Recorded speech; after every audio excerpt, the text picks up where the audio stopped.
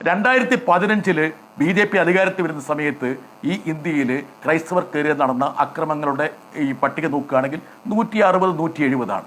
ഇന്ന് എവിടെ എത്തി? 834. എവിടെ അതിക്രമം നടന്നാലും അവിടെ ന്യൂനപക്ഷങ്ങൾക്കെതിരെ അതിക്രമം നടക്കും. ഈ വെറുപ്പിന്റെയും വിദ്വേഷത്തിന്റെയും പ്രത്യയശാസ്ത്രം സൃഷ്ടിക്കുന്ന പ്രത്യാഘാതങ്ങൾ എന്താണെന്ന് മനസ്സിലാക്കണമെങ്കിൽ ഉത്തരേന്ത്യയിൽ വന്ന് ജീവിക്കണം. എന്റെ ജീവിതത്തില് പാതിയിലേറെ സമയം ഞാൻ ചെലവിട്ടത് ഉത്തരേന്ത്യയിലാണ്. അതെനിക്കറിയാം. ഇപ്പൊ ഗാസിയാബാദിൽ ഒരു ഒരു ഒരു മുസ്ലിം ചെറുപ്പക്കാരൻ ഒരു പെൺകുട്ടിയെ 3 വർഷം മുമ്പ് വിവാഹം കഴിച്ചു. 3 വർഷം മുമ്പ്. അവർ ഹൗസിംഗ് കോളനിയിൽ പഠിച്ചു വളർന്ന ആൾക്കാരാണ്.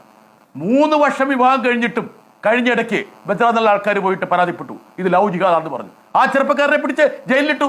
ആ പെൺകുട്ടി കരഞ്ഞു പറഞ്ഞു എന്റെ ഭർത്താവാണെന്ന്. അങ്ങനെ എത്രയോ ദൃഷ്ടാന്തങ്ങൾ എനിക്ക് വേണം പറഞ്ഞു തരാൻ പറ്റും. തീവണ്ടിയിൽ യാത്ര ചെയ്യുമ്പോൾ നിങ്ങളുടെ വേഷം ഒരു ന്യൂനപക്ഷക്കാരന്റെ വേഷമാണ്, മുസ്ലിമിന്റെ വേഷമാണ്, ഒരു തലയിൽ ഒരു ക്യാപ്പുണ്ട് എന്നൊറ്റ പേരിൽ ഇവിടെ തീവണ്ടിയിൽ വെടിവെച്ചു കൊന്നില്ലേ ആൾക്കാരെ? ഇവിടെ ബല്ലംകട്ടിൽ വെടിവെച്ചു കൊന്നില്ലേ?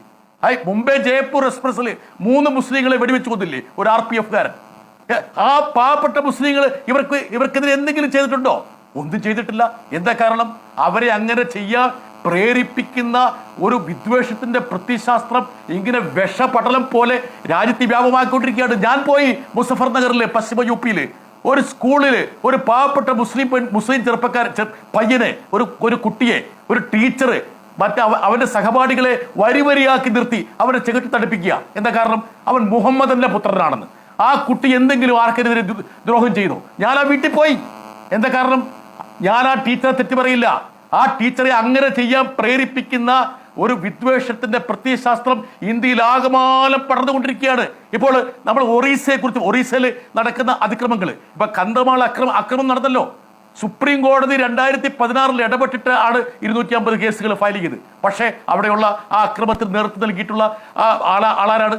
BJPയുടെ MLA. BJPയിലെ സംരക്ഷിച്ചുകൊണ്ടിരിക്കുന്നത്. മണിപ്പൂരിൽ ഞാൻ പോയി ഇടതുപക്ഷ സംഘത്തിന്റെ പ്രതിനിധിയായിട്ട്. 200 പള്ളികളാണ് കത്തിച്ചാമ്പലായത്. 200. വംശീയ കലാപം എന്ന് പറയുമ്പോൾ ആ വംശീയ കലാപത്തിന്റെ ഇടയിലൂടെ ഒരു വർഗീയ കലാപം കൂടി ഇവർ കൊണ്ടുവന്നു. ഇതൊക്കെ ആർക്കാണ് അറിയാൻ കഴിയാത്തത്? അതുകൊണ്ട് ഞാൻ പറയുന്നത് ഇത്രയേ ഉള്ളൂ. അതായത് ഈ വിഷയത്തിലെങ്കിലും നമ്മൾ ന്യായീകരിക്കാൻ പോകരുത്. ജോൺ ബ്രിട്ടാസ് MP, നമ്മുടെ പോക്ക് എങ്ങോട്ടാണ്? ആലോചിച്ച് നോക്കൂ. 2 സ്ത്രീകളാണെന്ന് പോലും നോക്കാതെ 2 സാധു സ്ത്രീകളെ ഇരുത്തി ആക്രോശമാണ്. ആ പറയുന്ന കൂടെയുള്ളവരുടെ തലക്കടിക്കലാണ്. പോലീസുകാർ കയ്യും വായും കെട്ടി നോക്കി നിൽക്കലാണ്. അത് കഴിഞ്ഞ് ഈ പറയുന്ന പേപ്പറൊക്കെ കാണിച്ചിട്ടും ഇല്ലാത്ത കുറ്റം, മതപരിവർത്തനമെന്നോ മനുഷ്യക്കടത്തുന്നോ എന്നൊക്കെ പറഞ്ഞുകൊണ്ട് ഗുരുതര കുറ്റങ്ങൾ ചുമത്തി ജയിലിലേക്ക് അടക്കലാണ്. ഈ കുട്ടികൾ എന്ന് പറഞ്ഞാൽ അങ്ങേക്കറിയാവുന്നതാണ് ഈ മേഖല. പാവം മനുഷ്യർ, എംപവേർഡല്ലാത്ത പേടിച്ചാൽ പേടിക്കുന്ന പരമസാധു മനുഷ്യരുള്ള മേഖലയാണ്. മൊഴി ഇവർക്കെതിരെ തിരിച്ച് ഈ കന്യാസ്ത്രീമാർക്ക് ഫാദർ സ്റ്റാൻസ്വാമിയുടെ വിധി ഉണ്ടാവില്ല എന്നിക്കാലത്ത് എന്തെങ്കിലും ഉറപ്പുണ്ടോ ശ്രീ ജോൺ ബ്രിട്ടാസ്?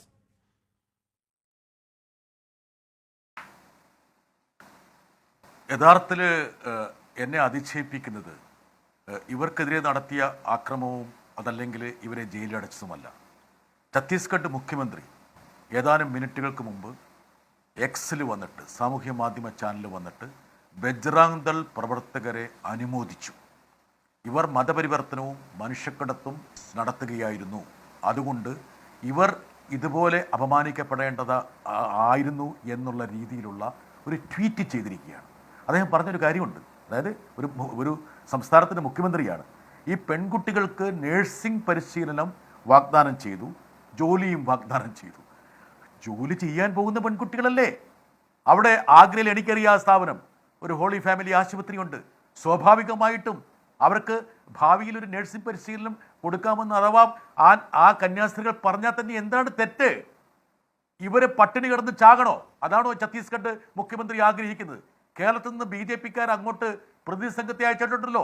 അവരോട് എത്തുന്നതിന് മുമ്പാണ് ഛത്തീസ്ഗഡ് മുഖ്യമന്ത്രി X-ൽ വന്നിട്ട് ഈ കന്യാസ്ത്രീകളെ അപമാനിച്ച് അവരെ ഇരുത്തി ആർപ്പ് വിളിച്ച് അസഭ്യവർഷം ചൊരിഞ്ഞ് അവരെ ജയിലിലടച്ചതിനെ ന്യായീകരിച്ചുകൊണ്ട് പരസ്യമായി രംഗത്തേക്ക് വന്നിരിക്കുന്നത്. ഇതാണ് എന്നെ ഏറ്റവും കൂടുതൽ അന്താളിപ്പിക്കുന്നത്. അതായത് ബജ്റാങ് ദൾ എന്നുള്ളത് ഛത്തീസ്ഗഡിന്റെ ഏറ്റവും ഔദ്യോഗികമായിട്ടുള്ള ഏജൻസിയാണെന്ന് അടിവരയിട്ടിരിക്കുന്നു. ഈ ഉത്തരേന്ത്യയിൽ നടക്കുന്ന അക്രമങ്ങളെക്കുറിച്ച് ഞാൻ നിരവധി തവണ പാർലമെന്റിൽ പറഞ്ഞിട്ടുണ്ട്. കഴിഞ്ഞ പാർലമെന്റ് സെഷനിൽ ഞാൻ എഴുന്നേറ്റ് നിന്ന് BJP ബെഞ്ചുകളിലേക്ക് വിരൽ ചൂണ്ടി പറഞ്ഞൊരു കാര്യമുണ്ട്. ഈ ബെഞ്ചുകളിൽ ഇരിക്കുന്നത് എമ്പുരാന്മാരാണ്. കേരളത്തിലെ അരമനകളിൽ കേക്കുമായി കയറിയിറങ്ങും. കേരളത്തിൽ മാതാവിനെ കിരീടം വെച്ച് കൊടുക്കും. മുനമ്പത്ത് കപട വാഗ്ദാനങ്ങൾ നൽകും. പക്ഷേങ്കിൽ ഉത്തരേന്ത്യയിൽ ആകമാനം ക്രൈസ്തവരെ ആക്രമിക്കുന്നു. ഞാനതിന് കണക്ക് പറഞ്ഞു. 2024 834 അതിക്രമങ്ങളാണ് ക്രൈസ്തവ സ്ഥാപനങ്ങൾക്കെതിരെ നടന്നിരിക്കുന്നത്. എത്രയോ പള്ളികൾ കത്തിക്കുന്നു. കന്യാസ്ത്രീ വേഷം ധരിച്ച് ഒരാൾക്ക് ഉത്തരേന്ത്യയിലെ സുരക്ഷിതമായി യാത്ര ചെയ്യാൻ പറ്റാത്ത ഒരവസ്ഥയാണ്. ഭരണഘടന നൽകുന്ന മൗലിക അവകാശങ്ങൾ, ഭരണഘടന 16, 19, 25, 26 ഏത് വകുപ്പെടുത്ത് നോക്കിക്കോളൂ, ഈ വകുപ്പുകളുടെ നഗ്നമായ ലംഘനമാണ് അവിടെ നടന്നിരിക്കുന്നത്. പാവപ്പെട്ട 2 കന്യാസ്ത്രീകൾ ദുർഗ് റെയിൽവേ സ്റ്റേഷനിൽ വന്നിറങ്ങുന്നു. ഞാൻ അതിൻ്റെ സാഹചര്യങ്ങളും അവിടെ നടന്നിട്ടുള്ള കാര്യങ്ങളെല്ലാം അവിടെ വിളിച്ച് ഞാൻ ശേഖരിച്ചു. ആ 2 കന്യാസ്ത്രീകൾ ഈ പെൺകുട്ടികളെ കണ്ടിട്ടില്ല. ഈ 3 പെൺകുട്ടികൾ ഈ കന്യാസ്ത്രീകളോടൊപ്പം ആഗ്രയിലേക്ക് പോകാൻ വേണ്ടി അവിടെ വന്നു, ഒരു പെൺകുട്ടിയുടെ സഹോദരനോടൊപ്പം. അപ്പോൾ അവർക്ക് പ്ലാറ്റ്ഫോം ടിക്കറ്റ് ഉണ്ടായിരുന്നില്ല. അപ്പോൾ അവിടെ ഉള്ള TT ഉൾപ്പെടെ ചോദിച്ചു, നിങ്ങൾ പ്ലാറ്റ്ഫോം ടിക്കറ്റ്? അപ്പോൾ പ്ലാറ്റ്ഫോം ടിക്കറ്റിന്റെ ആവശ്യമില്ല, ഞങ്ങളുടെ ടിക്കറ്റ് ഈ കന്യാസ്ത്രീകളുടെ കയ്യിലുണ്ട് എന്ന് പറഞ്ഞു.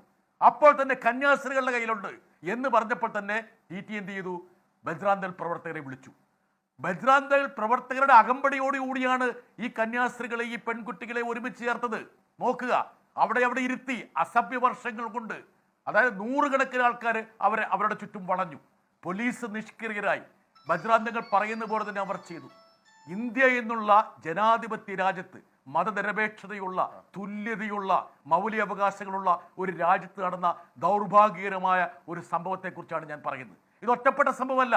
ഉത്തരേന്ത്യയിൽ ഉടനീളം മറ്റൊരു കാര്യം നിങ്ങൾ മനസ്സിലാക്കണം. ഉത്തരേന്ത്യയിൽ BJP ഭരിക്കുന്ന എല്ലാ സംസ്ഥാനങ്ങളിലും ഈ പറയുന്ന മതപരിവർത്തന നിരോധന നിയമം എന്ന് പറഞ്ഞ സാധനം കൊണ്ടുവന്നിട്ടുണ്ട്.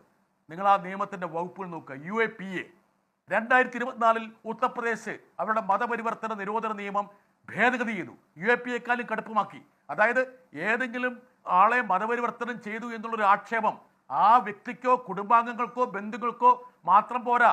അഥവാ ഏതെങ്കിലും ഒരു തേർഡ് പാർട്ടി, മൂന്നാമതൊരാള്, അതായത് ഗാസിയാബാദിൽ ഒരാളെ മതപരിവർത്തനത്തിന് വിധേയമാക്കിയെന്ന് അലഹബാദിൽ ഇരുന്ന ഒരാൾ പരാതി കൊടുത്താൽ പോലീസ് അവരെ അറസ്റ്റ് ചെയ്തുകൊണ്ട് പോകും.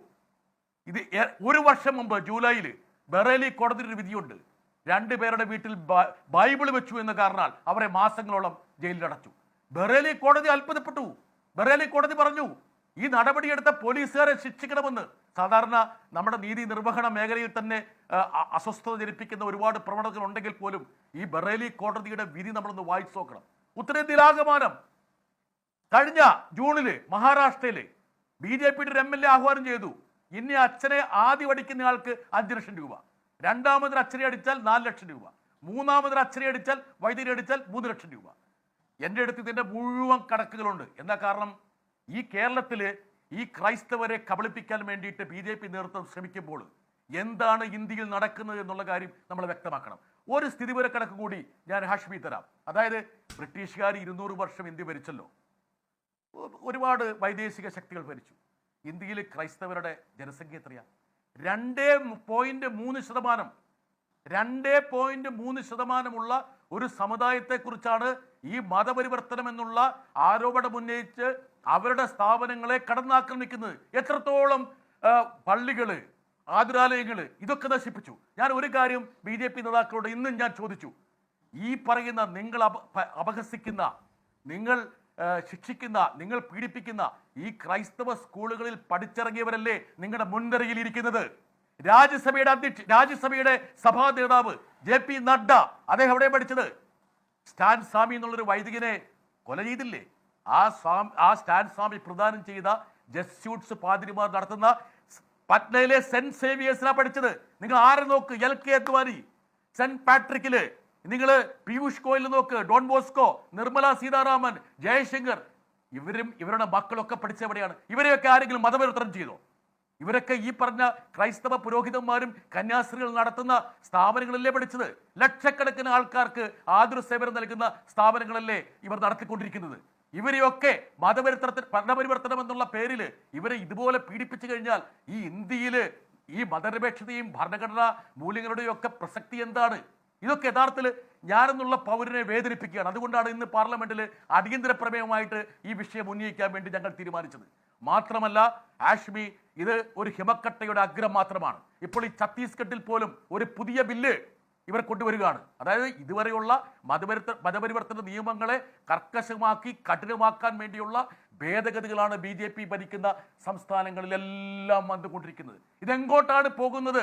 അതാണ് എന്നെ അന്താളിപ്പിക്കുന്നത്. എനിക്കിന്ന് ദീപികയുടെ മുഖപ്രസംഗം വായിച്ചപ്പോൾ, അതായത് കേരളത്തില് കന്യാസ്ത്രീക്ക് പ്രശംസാപത്രവും ഉത്തരേന്ത്യയിൽ ഈ പറഞ്ഞ കുറ്റപത്രവും നൽകുന്നു. ഇതൊരു പൊരുത്തക്കേടല്ലേ എന്ന് കേരള ഘടകത്തെ സ്നേഹപൂർവ്വം ഓർമ്മിപ്പിക്കുന്നു. എന്തിനാണ് ഇത്രമാത്രം സ്നേഹപൂർവ്വം ദീപിക ഓർമ്മിപ്പിക്കുന്നു എന്നുള്ളൊരു ചോദ്യം എൻ്റെ മനസ്സിലുണ്ട്. അതുകൊണ്ടാണ് ഞാൻ പറയുന്നത്, ഇന്നത്തെ മുഖ്യമന്ത്രിയുടെ പ്രതികരണത്തോടു കൂടി ഒരു വ്യക്തമായി ഇവിടെ ഈ രാത്രി പേടിയാവുന്നുണ്ട്. കാര്യം അതിനകത്ത് കിടക്കുന്നത് നമ്മുടെ രണ്ട് സഹോദരിമാരാണ്. ആ രണ്ട് സഹോദരിമാർ ഈ രാത്രി അവിടെ കിടക്കുകയാണ്. അവിടുത്തെ മുഖ്യമന്ത്രി പറയുന്നു അവർ മനുഷ്യക്കടത്തിന്റെ ആൾക്കാരാണ്, അവർ മതപരിവർത്തനത്തിന്റെ ആൾക്കാരാണ്. FIR വരുന്നുണ്ട്, ഗുരുതര വകുപ്പുകളാണ്. ശ്രീ ജോൺ ബ്രിട്ടാസ്, നമുക്കെന്താണ് സംസ്ഥാനം എന്നുള്ള നിലയ്ക്ക് ചെയ്യാൻ കഴിയുക? ഹഷ്മി, അതായത് ഇപ്പം ഞാൻ നിങ്ങളുടെ ഫോണിലേക്ക് ഛത്തീസ്ഗഡിൽ നിന്ന് കിട്ടിയ 2 FIR അയച്ചിട്ടുണ്ട്. അതായത് ആദ്യം ഒരു FIR ഫയൽ ചെയ്തു, അത് കഴിഞ്ഞ് രണ്ടാമത്തെ FIR ഫയൽ ചെയ്തു. ഈ 2 FIR തമ്മിലുള്ള വൈരുദ്ധ്യം കാരണമാണ് കോടതിയിലേക്ക് പോകാൻ പറ്റാത്തൊരവസ്ഥ വന്നത്. മാത്രമല്ല, ഈ പറയുന്ന പെൺകുട്ടികളുടെ കുടുംബാംഗങ്ങളുടെ മൊഴികൾ പൂർണ്ണമായിട്ടും റെക്കോർഡ് ചെയ്യാൻ വേണ്ടി പോലീസ് വൈകി. അതല്ലെങ്കിൽ ഇന്ന് ജാമ്യത്തിന് വേണ്ടി ഇവർ സമീപിക്കേണ്ടതാണ്. അങ്ങനെ ആ ജാമ്യം മുടക്കാൻ വേണ്ടി ബോധപൂർവം വേണ്ടി പോലീസ് ചെയ്ത ഒരു പരിപാടിയാണ്. ഇപ്പോൾ വൈകുന്നേരം ഛത്തീസ്ഗഡ് മുഖ്യമന്ത്രിയുടെ പ്രസ്താവന വന്നുകൂടിയിട്ട് സ്വാഭാവികമായിട്ടും പോലീസിനും നീതി നിർവഹണ ഏജൻസികൾക്കൊക്കെ നൽകാൻ പോകുന്ന സന്ദേശം എന്താണെന്നുള്ള കാര്യം വളരെ വ്യക്തമായി. എന്നെ ഏറ്റവും കൂടുതൽ അതിശയിപ്പിച്ചത് BJPയുടെ പ്രതിനിധിയുടെ ഉദ്ദേശം ഛത്തീസ്ഗഡിലെ ബജ്റാന്തൽ പ്രവർത്തകർ നടത്തിയതിനെ ന്യായീകരിക്കലാണോ, അതെയോ കേരളത്തിലെ BJP നേതാക്കൾ നടത്തിയ പത്രസമ്മേളനത്തിനെ പിന്തുണയ്ക്കലാണോ? ഇതിൽ ഏതെങ്കിലും ഒരു പൊസിഷൻ എടുക്കണമല്ലോ. രണ്ടും തമ്മിൽ ഒരുപാട് വൈരുദ്ധ്യമുണ്ട്. അദ്ദേഹം പറഞ്ഞൊരു കാര്യമുണ്ട്. ഒന്ന് ചൈനയെക്കുറിച്ചൊക്കെ പറഞ്ഞു. ചൈന എൻ്റെ BJP സ്നേഹിത, എൻ്റെ മാതൃരാജ്യം ഇന്ത്യയാണ്.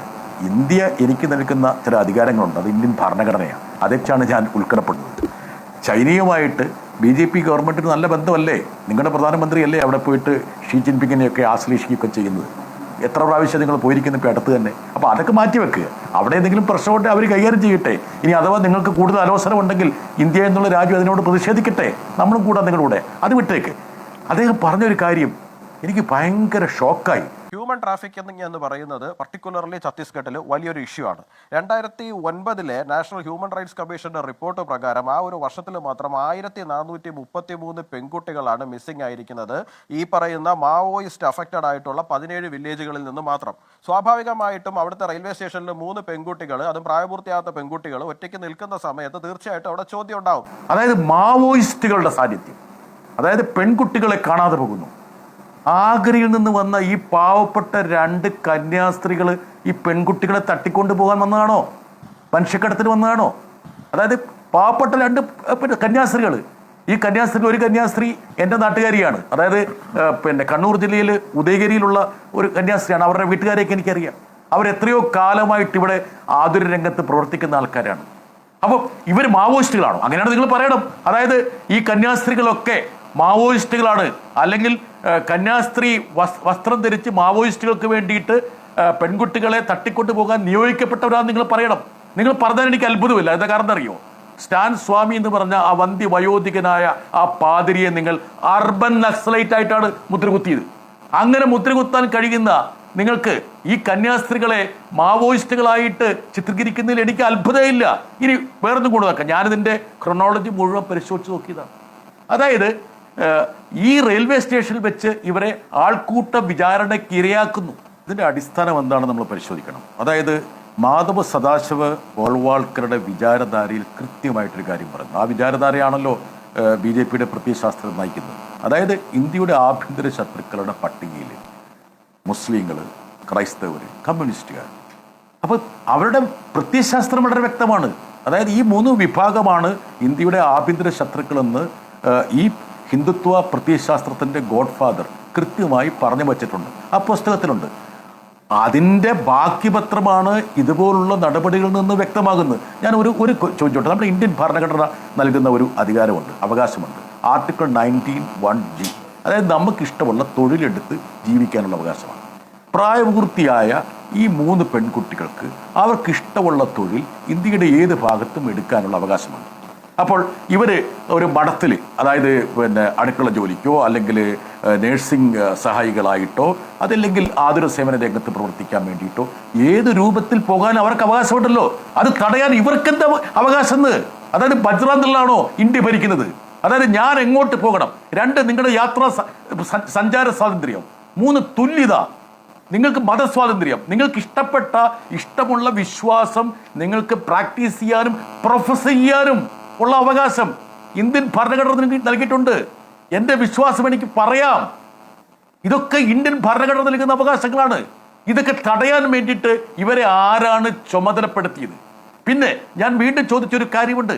അതായത് ഈ 2 കന്യാസ്ത്രീകളാണോ ഛത്തീസ്ഗഡിലെ പെൺകുട്ടികളെ കടത്തിക്കൊണ്ട് പോകുന്നത്? ഏതെങ്കിലും ഒരു ദൃഷ്ടാന്തം ഇവർക്ക് പറയാൻ പറ്റുമോ? അതായത് ഛത്തീസ്ഗഡിൽ അദ്ദേഹം ഒരു കണക്ക് പറഞ്ഞു, 1500 പെൺകുട്ടികളെ കാണാതെ പോയി എന്നുള്ളത്. എനിക്കറിയില്ല, ആ കണക്കിന്റെ സോഴ്സ് എനിക്കറിയില്ല. ആ 1500 പെൺകുട്ടികളിൽ ഏതെങ്കിലും ഒരു പെൺകുട്ടിയെ ഏതെങ്കിലും ഒരു കന്യാസ്ത്രീ എപ്പോഴെങ്കിലും തട്ടിക്കൊണ്ടു പോയെന്ന് എവിടെയെങ്കിലും ഒരു FIR ഉണ്ടോ? അതൊന്നുമില്ല. അപ്പൊ എന്താ കാരണം? ഇവർ തീരുമാനിക്കുകയാണ്. അപ്പൊ നേരത്തെ അദ്ദേഹം പറഞ്ഞ പോലെ ഈ കുട്ടികൾക്ക് പ്രായപൂർത്തിയായിട്ടില്ല എന്ന് 3500 കിലോമീറ്റർ അപ്പുറത്തിരുന്നു കൊണ്ട് അദ്ദേഹം വിധി എഴുതുകയാണ്. അദ്ദേഹത്തിന്റെ നേതാക്കന്മാര് അവിടെ പത്രസമ്മേളനം നടത്തിയത് അങ്ങനെയല്ല. ഇനി അവര് ഒരു ജോലിക്ക് പോകുമ്പോൾ അവരുടെ മാതാപിതാക്കളുടെ സമ്മതപത്രവും കൊണ്ട് വാങ്ങി. എന്താ കാരണം അറിയോ? ഇപ്പോഴത്തെ കലുഷിതമായിട്ടുള്ള ഇന്ത്യൻ സാഹചര്യത്തിൽ സ്വാഭാവികമായിട്ടും ഈ കന്യാസ്ത്രീകൾ ആ ഒരു സമ്മതപത്രം കൂടി വാങ്ങി. ഇതെല്ലാം വാങ്ങി വെച്ചതിനെന്നറിയോ? അതായത് ഒരു തരത്തിലും ഒരു സംശയവും ആർക്കും ഉണ്ടാകേണ്ടതില്ല എന്നുള്ളത് കൊണ്ടാണ്. ഇതൊക്കെ ചെയ്തിട്ടും ഇപ്പോൾ അവരെ ജയിലിലിട്ടിരിക്കുകയാണ്. ഇപ്പോൾ കുഷ്ഠരോഗികൾക്കിടയിൽ പ്രവർത്തിക്കുന്നവരെ കുറിച്ച് പറഞ്ഞു. ഈ ഉത്തരേന്ത്യയിൽ ആകമാനം എത്രയോ ആതുര സ്ഥാപനങ്ങൾ ഇവർ നടത്തുന്നുണ്ട്. ഇപ്പൊ ഗ്രഹാം സ്റ്റെയിൻസിനെയും 6 വയസ്സുള്ള തിമോത്തി ഫിലിപ്പ് എന്ന് പറഞ്ഞ 2 കുഞ്ഞുങ്ങളെയും ഇവർ ചുട്ട് കരിച്ച് കൊന്നില്ലേ? എന്തെങ്കിലും ഒരു ഖേദമുണ്ടോ? ആ ചുട്ട് കുറിച്ച് കൊന്ന ശേഷം ഇപ്പോഴും അക്രമ പരമ്പരകൾ നടക്കുകയല്ലേ?